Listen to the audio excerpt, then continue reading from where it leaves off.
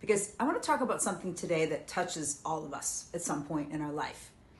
That whole idea that if we could just figure something out, if we could just find that right formula or the right way, like we spend all this time, we could finally fix what hurts. In a society, we love formulas, right? The quick fix. We want a plan, a timeline, a checklist, just something, anything that makes us feel like life has some sense to it. You know what I mean? It doesn't matter if we're talking about diet or work. If we could just maybe eat better or play harder or talk to that right person, maybe I can hold it all together. But grief and change, both grief and change, have a way of undoing all of that, all those formula seeking, because they strip us down to what's really real. And they remind us that healing, making profound change in our life, it's not some mechanical thing. It's human. You see, when my son died, my son Will, I wanted so badly to find a way through the pain that made some sense. I read all the books, met with my therapist, my healers, I prayed. I wanted someone, anyone, to tell me what to do. Make it stop hurting. But grief doesn't respond to that kind of timeline. It doesn't care. There's no tidy plan. And through the years, sometimes I felt okay. I had periods where I was doing well. I could breathe and smile and serve.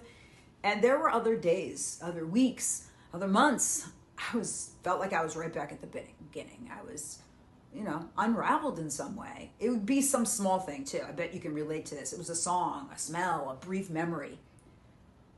And there was some part of me that felt like, am I failing at this? But I wasn't failing.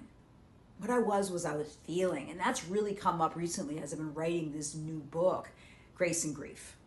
Because feeling is what brings you to the real, and it brings you back until your heart learns the new rhythm, how to integrate. And the same thing happens when we're trying to do any kind of change. And as a behavioral change expert and a grief educator, I've realized that there's some things that are similar, that there's a pattern or a habit or relationship, and we take maybe 2 steps forward in some great idea and then we fall back. And if we try a new thing and then we come back to square one, or so we feel like it.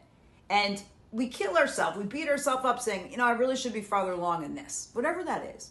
But change, like any kind of change, like grief, it's never a straight line. It is messy.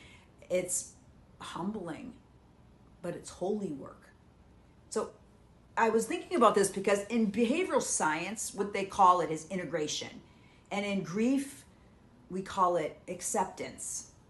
In life, I call it becoming. Because that's what's happening beneath the surface of everything. You and I are being reshaped by our experience. You're learning to live, to love, maybe even trust again, piece by piece, step by step. The biggest lie, honestly, we tell ourselves is that pain means something's wrong. If it hurts, something must be wrong. How can I fix it? But what if pain isn't punishment? What if it's an invitation? A whisper that says, this matters, that person matters, this experience matters. Because you see, fixing is about controlling it, and healing, growing. It's about surrender. It's about learning to stay with what's true, even when it's ridiculously uncomfortable, because I know how uncomfortable it is. And it's about letting grace do what our minds can't, to soften, to open, and to make space for something new to grow, for us to come back to ourselves. And grace doesn't always come as some big revelation. I've noticed grace isn't like that at all. It will come in like a breeze or a smell or a memory. It comes quietly. In some ways like a friend who calls just at the right time, or a walk outside. I do a lot of that when the world feels too heavy and I'm in nature. And sometimes it's just in that one deep breath that you take when you finally really stop pretending you're fine. I've been telling people lately, I'm good, but I'm not great. And they're like, what? Because when we're able to do that, or be honest, it builds resiliency. And it's not about pushing harder, but allowing life to move through us.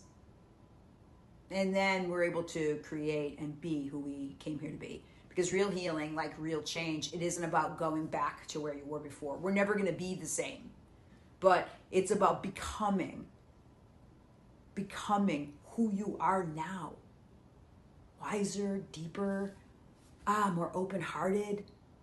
Because the truth is, you had the courage. You had the courage to face what was real and still choose love. So if you're in between places right now, maybe this is resonating with you. Not who you were and not who you've yet become. If you're in that middle place, please don't rush to fix it. Let yourself be in it. And most importantly, get the support you need. I wish I did more of that early on. Let grace in, however it shows up. Let people in, however they show up. And trust that this moment right here, this time right now, is sacred. And so I want to leave you with 3 questions. And again, if you like this video, give it a thumbs up. And these are the 3 questions. Number 1, where in your life are you trying to fix something? To fix it, which might actually just need to be felt, to be left alone and experienced. Number 2, what helps you stay present when you want to maybe rush ahead or shut down? What keeps you present? And number 3, how might grace be inviting you not to control the process, I know this one, but to trust who you're becoming. You're not failing, my dear friend. You're healing, you're growing, and grace is already at work. It is, even here, even now, right now. So I'm Kate McKay, and remember, healing isn't about fixing, it's about becoming. One breath, one truth, and one act of grace at a time. Again, if this message speaks to you, it speaks to your heart, stay tuned for my new book, Grief and Grace. And it's all about embracing the mess to become who we were meant to be and finding the truth and the meaning on the other side of it. So thank you so much for joining me. And until next time, remember, you have the beauty and the grace within you. And all you have to do is let it in, one breath at a time. If you're interested in learning more about how you could do restorative coaching with me, please reach out. Thank you so much. Until next time, stay well, my friends.